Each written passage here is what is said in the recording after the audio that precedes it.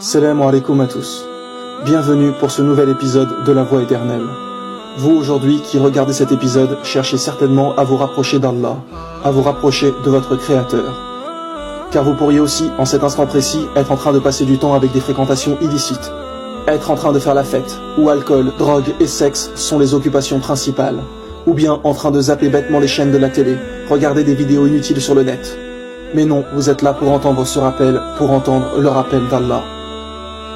Et je peux déjà vous annoncer une bonne nouvelle, c'est que si vous êtes là, c'est qu'Allah souhaite vous rapprocher de lui, souhaite vous guider et augmenter votre foi. C'est forcément qu'Allah vous souhaite du bien, car c'est lui qui nous guide tous. Alors n'hésitez pas à dire Alhamdulillah, louange à Allah, car il n'y a de guidance que par lui. Souvent quand on parle de religion, qu'on parle de l'enfer, du paradis, on voit les gens écouter, mais personne ne dit rien. Les cœurs sont souvent vides.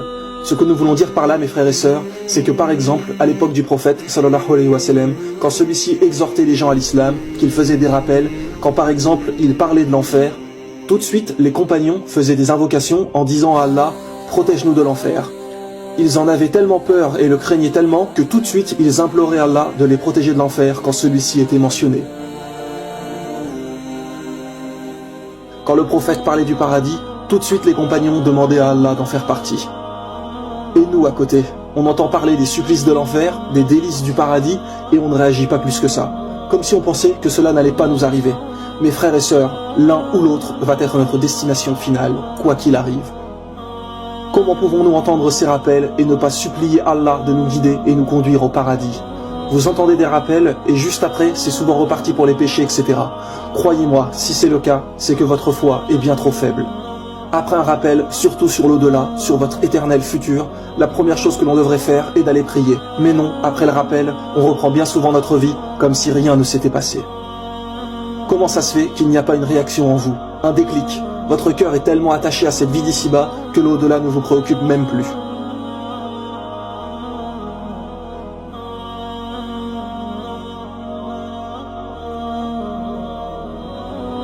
Réveillez-vous mes frères et sœurs, vous êtes totalement endormis par cette vie d'ici-bas.